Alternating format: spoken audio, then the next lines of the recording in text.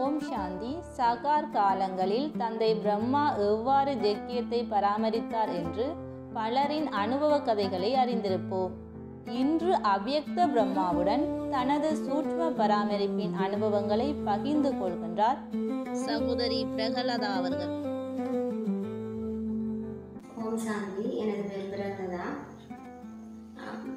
நான் இப்பொழுது இங்கே நானும் தந்தை பிரம்மா என்ற தலைப்பில் எனது அனுபவங்களை கூற வந்திருக்கின்றேன்.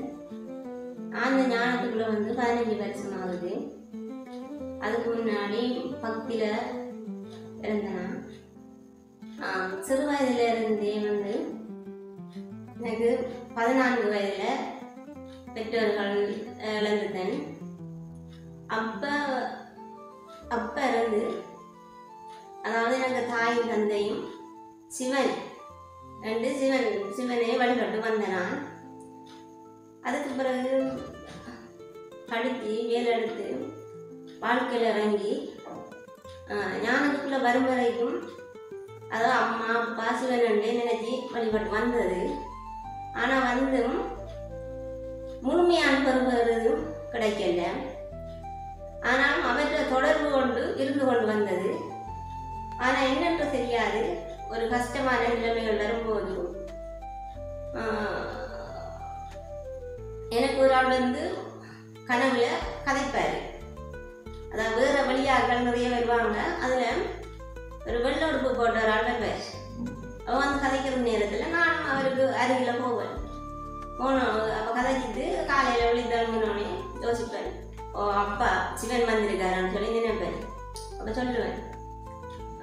பக்தியில் அதே மாதிரி கடவுளை தேடி அலைஞ்ச காலம் கூட எல்லாம் தெரியும்.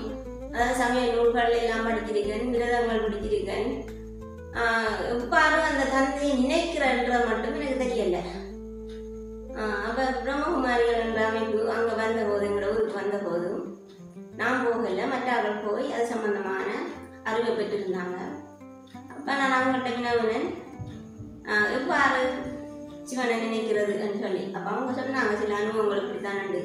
அப்போ நான் அதை போய் பார்க்கணுமெண்டு இருந்தேன். நான் இப்போ எங்கள் வீட்டுக்கார அளவரும் போய் அதை பார்த்து சொன்னார், போய் பாருங்கண்டு.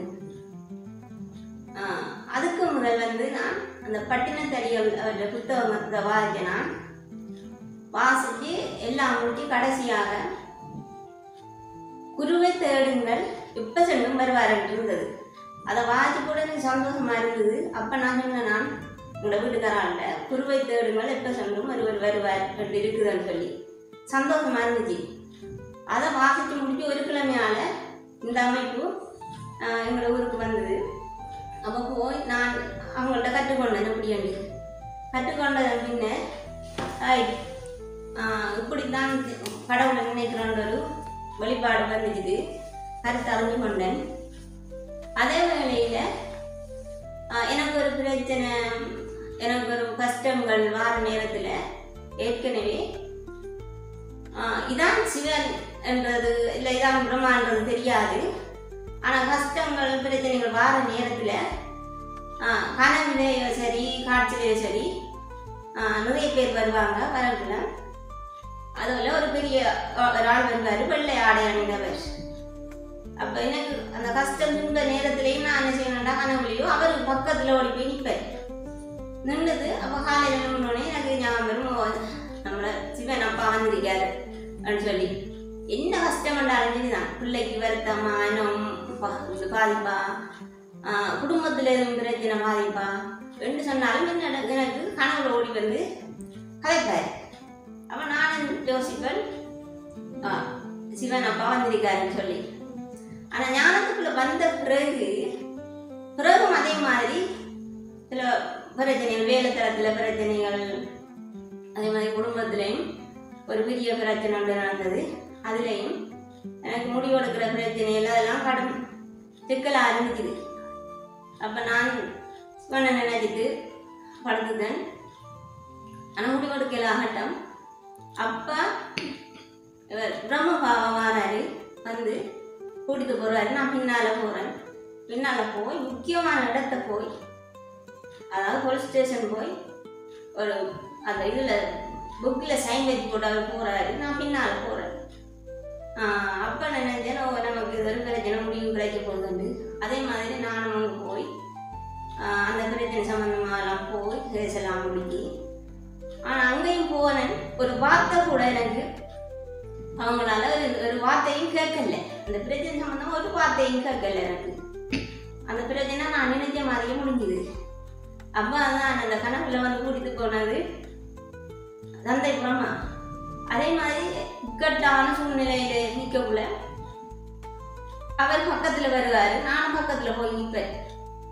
இப்படி பௌதிகமான வாழ்க்கையில தந்தை பிரம்மா என்னோட பக்கத்துல இருந்து எனக்கு உதவி செய்திருக்காரு.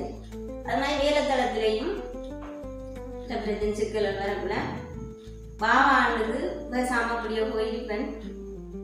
அதாவது பிரம்ம பாவா நினைச்சிட்டு, பாவா நீங்க உங்களோட குழந்தையப்பா நீங்க காப்பாத்துங்க, நீங்க இந்த பிரச்சனை எந்த நேரம் செய்யுங்கன்னு போடு அப்படி அமர்ந்தேன்டா அந்த பிரச்சனை உடனே அந்த இடத்துல இருந்து நீங்கிடும்.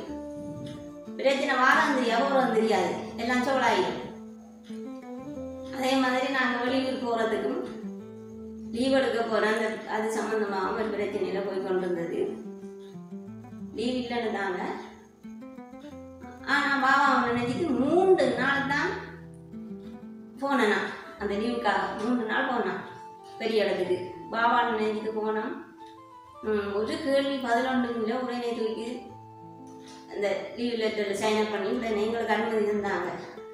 அதை பாபான்னு நினைக்கிற நேரத்தில், இக்கட்டான சூழ்நிலை பாபான்னு நினைக்கிற நேரத்தில் பிரம்மாவா எனக்கு பக்கத்துல இருந்து உதவி பண்றாரு.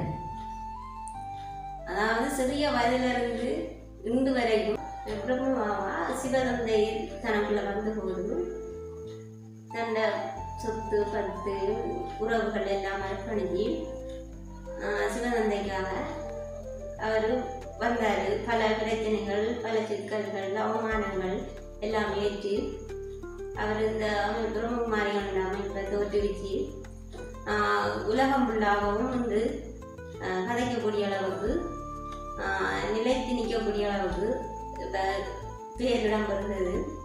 அதே போன்று நானும் பாபாவுக்குள்ள என்னை அர்ப்பணிச்சிருக்கேன்.